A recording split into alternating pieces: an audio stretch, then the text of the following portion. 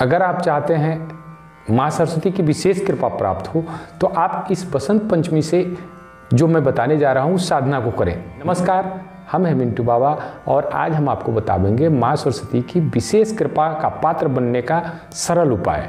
आपको बतावें, इस साधना के लिए आपको कुछ सामग्री की आवश्यकता पड़ेगी। इसके लिए आपको चाहिए, आपको पहनने के लिए श्वेत वस्त्र, श्वेत पुष्प, साथ ही जप के लिए तुलसी की माला। आपको बैठने के लिए कुशासन की आवश्यकता पड़ेगी। कुश का जो आसन होता है ना, उसी को कुशासन बोलते हैं। कुछ पात्र भी चाहिए, कुछ बर्तन भी चाहिए। आप स्टील का कुछ पात्र रखें, जैसे कि लुटिया होता है, चम्मच होता है, या अच्छा तो होगा कि चांदी का रखें। चांदी का लेकिन सहज नहीं है तो आप स्टील का भी रख सकते हैं।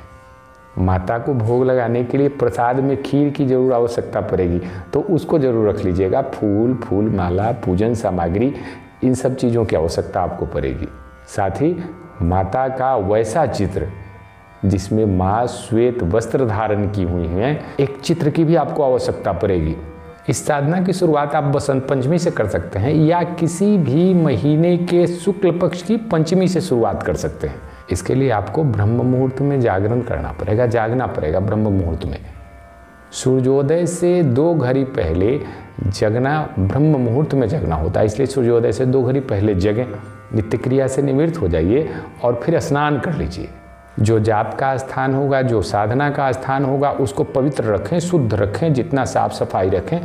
पूजा का घर हो तो और अच्छा। अब आप कुशासन पर बैठ जाएं और आचमन करके फिर अपने देह पे जल आदि कर खुद को शुद्ध कर लें और पवित्र हो जाएं।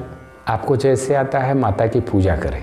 माता की पूजा से पहले संकल्प अवश्य ले लें और फिर माता की खूब श्रद्धा के साथ पूजा कीजिए। और हाँ, पूजन में श्वेत पुष्प ही चढ़ाइएगा, इसका विशेष ध्यान रखिएगा। माता के पूजन के बाद भोग जरूर लगाइए। भोग के लिए मैंने आपको बताया था ना कि खीर की आवश्यकता पड़ेगी, तो दूध से बना हुआ खीर बनाइए और उसमें प्रयास कीजिए कि शक्कर डाल दें, चीनी ना डालें।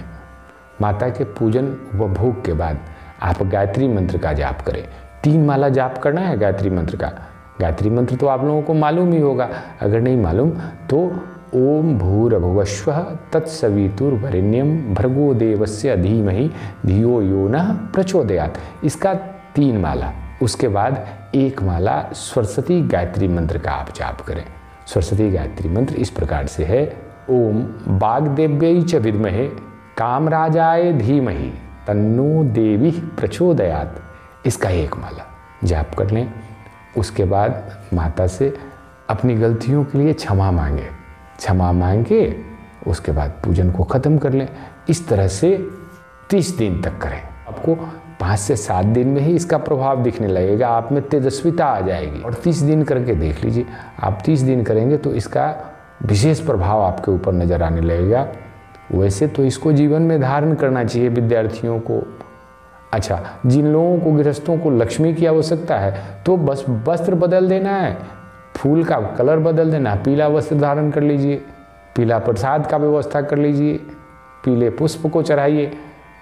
अब आपको धन की आवश्यकता होगी तो उसकी पूर्ति हो जाएगी।